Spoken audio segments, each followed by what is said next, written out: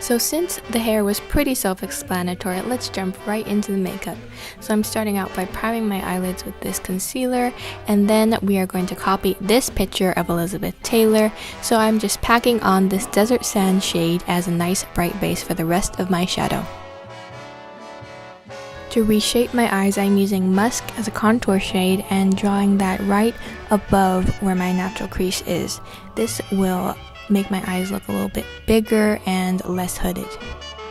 To warm it up a bit, I'm taking Colored Rain Gingerbread and blending that right over the top of that line. And then I'm going to blend Creme Brulee and more of Gingerbread into my crease to make my eyes look a little bit more deep set.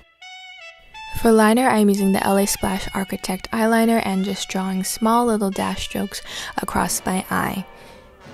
I want it to be thickest in the center of my lid, right above my pupil, so I am just thickening it up towards the end of my eye and then slowly building it up where it's thicker in the center.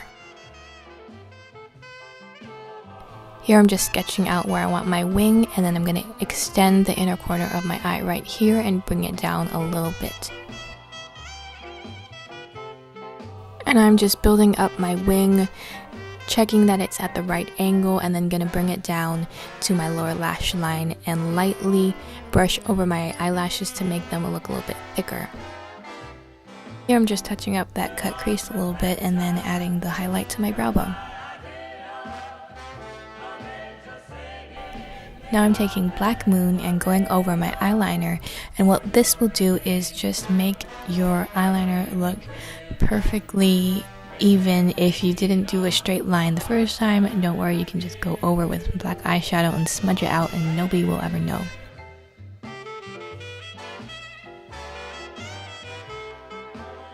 You're gonna have some fallout when you use black eyeshadow, so just use a Q-tip with some micellar water and drag it along your lower lash line. I'm just applying a thin layer of mascara because we are going to be wearing false lashes. So for brows, I am taking the Anastasia Dip Brow Pomade in Chocolate and copying this picture here, which is when Elizabeth Taylor's brows were like the fullest that they were. So I am just drawing hair-like strokes in the front and then slowly creating that arch that they had in the 50s a lot of the time. It is very arched, it is very well groomed, and I think it's a gorgeous brow. I think I'm going to be wearing my brows like this on an everyday basis. Maybe not as dark, but I like the shape of it. So I'm just creating more hair-like strokes on the edge of my brow to kind of feather it out a little bit, make it look a little more realistic, and so we don't end up having a block brow. Here I'm just cleaning up the edges of my brows with this highlighting pencil and blending it in. To make my hairline look a little bit darker and fuller, I'm just adding a mixture of that dark brown eyeshadow from Makeup Beat called Bada Bing and the black eyeshadow and buffing that into my hairline. For foundation, I tried the Huda Beauty Faux Filter foundation. I obviously ordered the wrong shade, but I wanted to use it for this video, so I just kept on blending and I made it work. So I'm just using this all over my face and a little bit under my eyes, and then taking the Charlotte Tilbury Film Star Bronze and Glow to contour my nose. I'm also taking the Kevyn Aucoin sculpting powder and just using that as more of a cool toned shade to look more like a real shadow.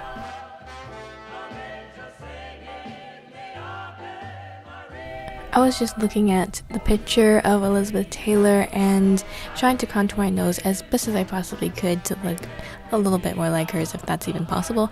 But I am just highlighting my nose again with some more of that foundation and just cleaning up the areas where I put a little too much bronzer and I just needed a sharper line on the edges of my nose. To contour my face, I'm just mixing together some of that bronze shade from the Charlotte Tilbury palette and the Kevyn Aucoin sculpting powder in medium and just blending that into my cheekbones, at my hairline, and on my jaw. And then I'm just highlighting my face with that highlight shade from the Charlotte Tilbury palette and just kind of going not only on my cheekbone but a little bit to the front of my face, because I was noticing in the picture that she had a little bit of highlight. It's probably just natural highlight just on the center of her face. And then I'm blending that in with the Charlotte Tilbury blush in First Love. This is my favorite blush, and I'm just blending that all over my face to add some more color that the foundation took away because it is extremely full coverage. To line my lips, I'm using the Kylie Cosmetics lip liner in Pumpkin and creating a heart-shaped lip that was typical to the 1950s.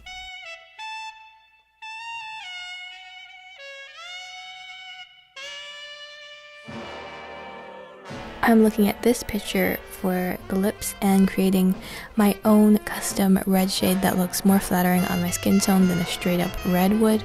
So I am just combining that red shade with a bit of a nude, a pink, and a little bit of that purpley plum shade and filling in my lips with that.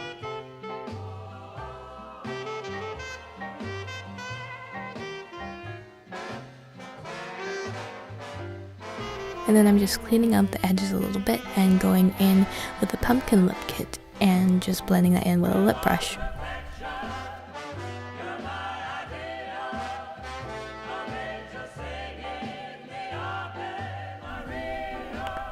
For lashes, I'm using the Ardell Demi Wispies and just using my House of Lashes lash glue and letting that dry for a minute, and then I put it on and just placed it in the area where I wanted it to stick. I sort of place it in the center and then put down the inner corner and the outer corner. To finish off the look, I'm just using some Brow Food brow gel and combing through my brows. Then I'm taking a wax and just pressing down my brows as flat as I can get them to be. Then I'd like to brush it up with the spoolie and press them down, get the shape I like, and just roll the brush over them.